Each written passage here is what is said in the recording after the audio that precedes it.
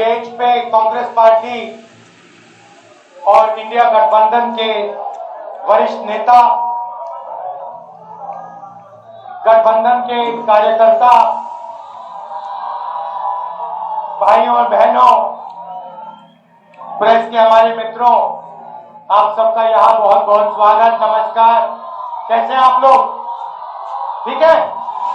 सुनाई नहीं दिया मुझे? ठीक है आप लोग? तो मैं आपसे दो तीन चीजें कहना चाहता हूं। एक साल पहले हमने भारत जोड़ो यात्रा की, आपने देखा होगा। देखा? कन्याकुमारी से कश्मीर तक चले, नफरत के बाजार में मोहब्बत की दुकान खोली, क्योंकि एक विचारधारा है देश में आजकल, नफरत की विचारधारा, हिंसा की विचारधारा, जो लोगों को बांटती है, लोगों को डराती है, धमकाती है। इसके खिलाफ हमने भारत जोड़ो यात्रा की। बहुत सारे लोग आए, झारखंड से आए, उड़ीसा से, बंगाल से, और उन्होंने हमें कहा, देखिए आपने भारत जोड़ो यात्रा तो करी कन्याकुमारी से कश्मीर, मगर बंगाल में क्या होगा, झारखंड में क्या होगा, मणिपुर में क्या होगा, उड़ीसा में क्या होगा? आपको दूसरी यात्रा करनी चाहिए, दूसरी भारत जोड़ो यात्रा। और हमने ये बात मान ली, और इसलिए मैं आपके सामने आज यहां खड़ा हुआ हूं। और इस यात्रा का भी लक्ष्य नफरत भरी जो विचारधारा है उसके खिलाफ खड़ा होना है, लोगों को जोड़ना है। और जैसे उसमें हमने मोहब्बत की दुकान खोली, इसमें भी हम मोहब्बत की दुकानें खोलना चाहते हैं। इसमें हमने एक शब्द और जोड़ दिया, आपने देखा होगा, भारत जोड़ो न्याय यात्रा, क्योंकि हमें लगता है कि हिंदुस्तान में अन्याय फैलता जा रहा है। आप देखिए, रोजगार, देश के युवा सिर्फ रोजगार चाहते हैं, और पूरे देश में नरेंद्र मोदी जी ने और बीजेपी ने बेरोजगारी की बीमारी फैला दी है। किसी भी प्रदेश में जाओ और पूछो, भाई यहां पे बेरोजगारी की बीमारी है? ये देखो, जहां भी हम जाते हैं एक नई बीमारी चली है, बेरोजगारी की बीमारी। वो हिंदुस्तान के युवाओं को लगती है और उनके भविष्य को खत्म कर देती है, नष्ट कर देती है। ये बीमारी कैसे आई, मैं आपको बता देता हूं। नरेंद्र मोदी ने नोटबंदी की, जीएसटी लागू की, और जो छोटे व्यापारी हैं, छोटा बिजनेस चलाते हैं, छोटे कार्यक्रम, अग्निवीर, देखो ये खोला, बिल्कुल सही। तो जो युवाओं को सेना में रोजगार मिलता था, उसको भी अग्निवीर ने खत्म कर दिया।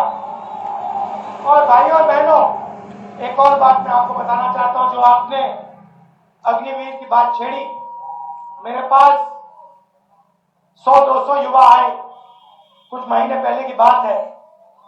दिल्ली आए, मेरे साथ बैठे और रोने लगे, मतलब आंसू निकलने लगे।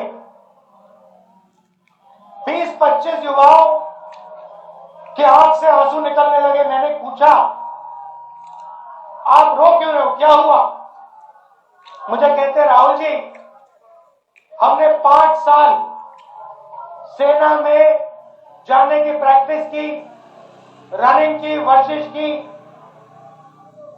हमें सेना में एक्सेप्ट कर लिया गया। हमारा जो सपना पूरा था, हमारा जो सपना था उसको पूरा कर दिया।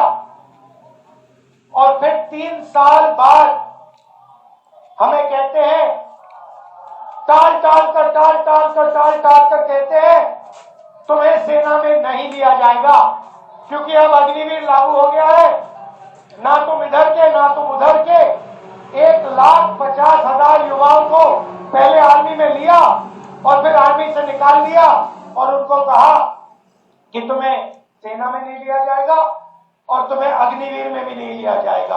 और आज 1,50,000 युवा भटक रहे हैं, जंतर मंतर में बैठे हैं, क्योंकि उनके हाथों से सरकार ने रोजगार छीना है। और मैंने उनसे कहा है कि कांग्रेस पार्टी उनके साथ खड़े होकर उनको न्याय दिलवाएगी और उनका जो हक बनता है उनके हवाले उसको करेगी। भाइयों बहनों, आर्थिक अन्याय की मैंने बात की, मैं सामाजिक अन्याय की बात करना चाहता हूं। हिंदुस्तान में अलग अलग वर्ग के लोग हैं, दलित हैंगे, आदिवासी है, पिछड़े लोग हैं, जनरल कास्ट के हैं, माइनॉरिटी हैं, सारे लोग हैं। मगर आज तक किसी को यह नहीं मालूम इस देश में पिछड़े लोग कितने हैं। बोलो, जोर से बोलो। भाइयों और बहनों, मैं आपसे पूछता हूं, देश में पिछड़े लोग कितने हैं, कोई जानता है? आप जानते हो कि सबसे ज्यादा हैं, मगर नंबर नहीं जानते। अब आप मुझसे कहोगे, अरे भाई सबसे ज्यादा है, नंबर नहीं जानते, तो क्या हुआ? मैं आपको बताता हूं। मैंने 2-3 आंकड़े निकाले। पहला आंकड़ा, हिंदुस्तान की सबसे बड़ी 500 कंपनियों में दलित कितने हैं, आदिवासी कितने हैं? ये बोली बात। दलित कितने? 0। आदिवासी कितने? 0। पिछड़े कितने? 0, एक भी नहीं। फिर मैंने पता लगाया, जो बजट को बांटते हैं 90 अफसर हिंदुस्तान की सरकार को चलाते हैं, दिल्ली में बैठते हैं। मैंने पता लगाया, इसमें दलित आदिवासी पिछड़े कितने? पता लगा 90 में से 3 आदिवासी, 90 में से 3 पिछड़े, 3 दलित, 1 आदिवासी। तो आदिवासियों के खिलाफ, दलितों के खिलाफ, पिछड़ों के खिलाफ दबाकर इस देश में अन्याय हो रहा है। और मैंने कहा कि जैसे किसी की टांग टूटती है तो पहला काम क्या होता है? डॉक्टर के पास जाते हैं ना, पहला काम क्या होता है? आप कहते हो भैया डॉक्टर साहब एक्सरे कराओ, पता लगाने क्या टूटा। सही बात। तो मैंने यही कहा है, पहले पैसा मांगता है हमारी सरकार। देखिए, हमारी सरकार की कोशिश होगी, जैसे हमने राजस्थान में किया, स्वास्थ्य हमने पूरा का पूरा फ्री कर दिया, दवाई फ्री कर दी, अस्पताल फ्री कर दिया। दिल्ली में सरकार आएगी तो हमारी ये कोशिश होगी कि आप हमें ये ना कह पाओ।